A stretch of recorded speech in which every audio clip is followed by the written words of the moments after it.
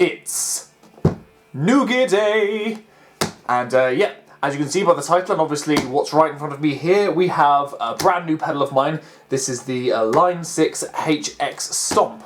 Now for the last, well, basically a decade, but I started this when I was a teenager, so I didn't have much money back then. I've been building myself up a nice little pedal board, and really I've got it down to the last 3 pedals I needed to buy. And this one was going to be my last one, as it's somewhat of the least important one to me.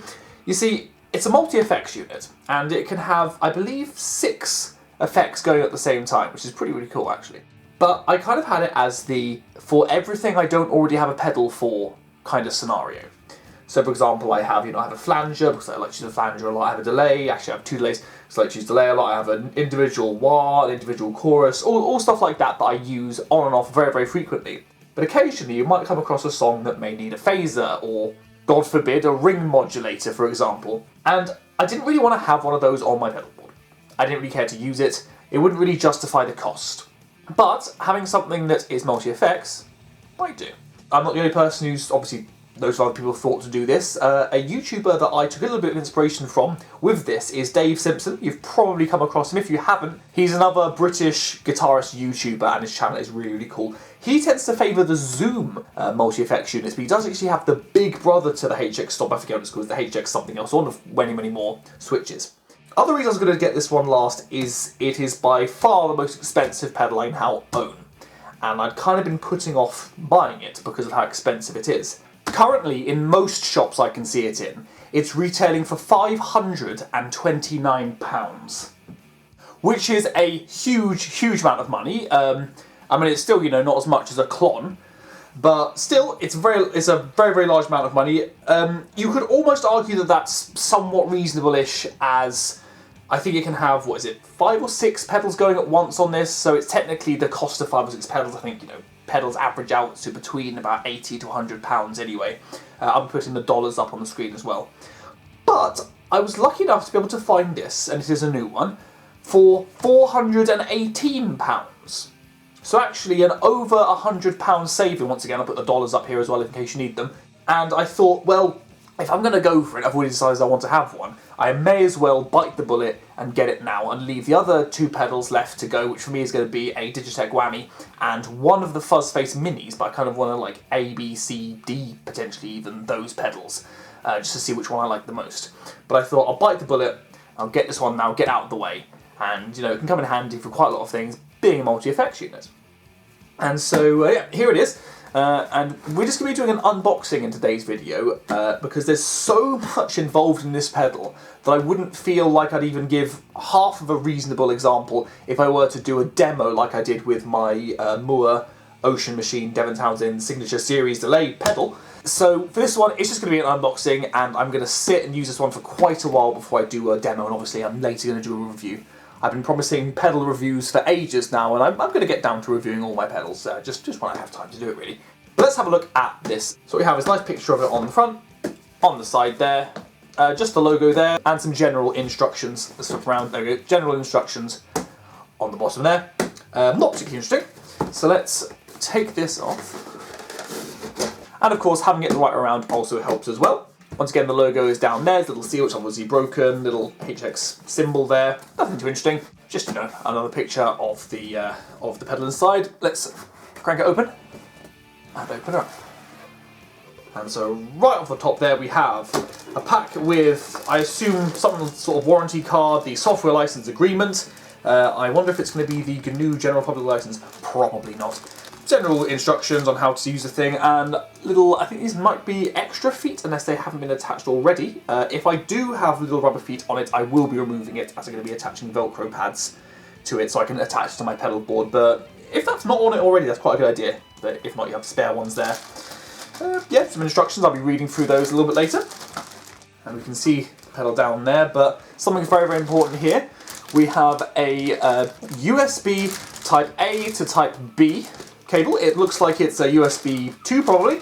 And of course, it's going to be very important for doing software updates on the HX Stomp, as being a digital pedal and being Line 6 and being an incredibly complex pedal where everything's done through software. It's you're going to want to do an update, and one of the first things I'm going to do, before I even plug it in to use it in the first place, I'm going to be plugging this into my computer and running a software update. We have the power supply here. It's a 9-volt DC power, but I believe this one takes, as it say on it, the output on this is 3 amps, which is 3000 milliamps. I believe this pedal takes an amp on its own, 1000 milliamps, which is a hell of a lot of power. And you may have noticed in one of my previous videos, 2 of my previous videos actually now, I bought a new power supply, with this pedal being one of the big contributing factors as to why I ordered that power supply, and that's the Chocs Chocolate. And alongside that, Chocs recommended these 2 adapters, basically so I can plug into like 2 of the outputs on the Chocs power supply and then convert it to running with this. I have a video on it if you're interested in how to get Chocs, their power supplies, to actually run with one of these.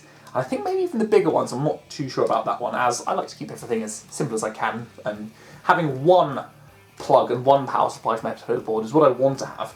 But that said, to get that level of simplicity, there's a little bit of complexity to go with to begin with. Let's put those one side and get this out of the way. And then we have the styrofoam, the stylish black styrofoam. Move that out. We've got nothing more now but the pedal itself. And this bit, I actually unsealed the box earlier just to check this is all in here, but I have yet to unseal this. I'm really excited about a little important, what does this say? By breaking this seal, you're agreeing to the terms of the end-use license agreement and located... Okay, right. Basically, this is the point of no return, but I want the pedal, so here we go, and it's ripped. I'm going to pull it out. Ooh. It's fairly weighty, but it's nowhere near as heavy as I thought it would be. Ooh, the pedals have the actual switches have a really nice click to them. They're quite nice, actually. I've used one of these before, I failed to mention earlier, which is part of the reason why I wanted to get this particular pedal. My friend Chris, who he plays in a covers band, the Functions band, he's a bass player, but obviously he'll switch between bass and guitar and uses the same pedal board for both.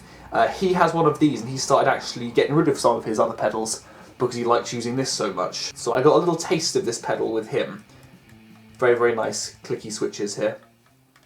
But yeah, it's heavy, but not as heavy and sturdy as you might expect.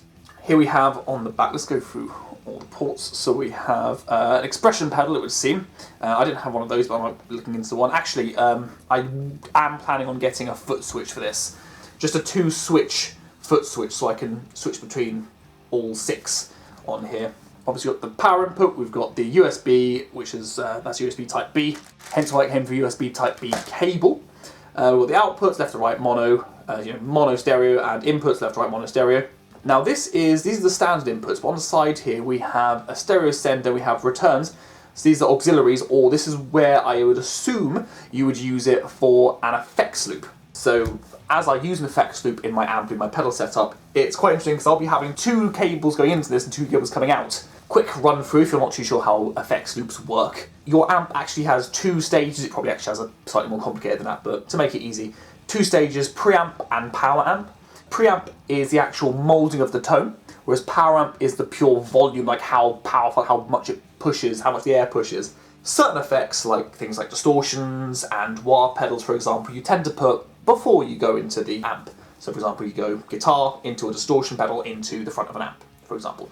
But certain effects need to go in between the preamp and the power section. So after the preamp, where it's done some colouring, and out into the power, this is where you get things like delays and reverbs and time-based effects. So as this is capable of doing both, assuming this is for effects loop, that's a very, very handy little thing to have. And of course on the side here we have a MIDI input and output, and for the sake of the fact that you could, I suppose, use this just for quiet practicing, we have a headphone out. Not that I imagine I'll be using that. One other thing is we can see here, these are the little pads where the rubber feet would go. So actually they've given you the option of wanting those if you're going to use it on its own on a floor, or in my case not, where I'm just going to cover this all in Velcro to stick onto my pedal board. And one last thing we've got to do just before we finish off. I've just noticed that we have, of course, this. And so we're going to do the very, very slow peel. Oh yes, there we go. Definitely no going back now. The screen is now unobstructed by the plastic sealant.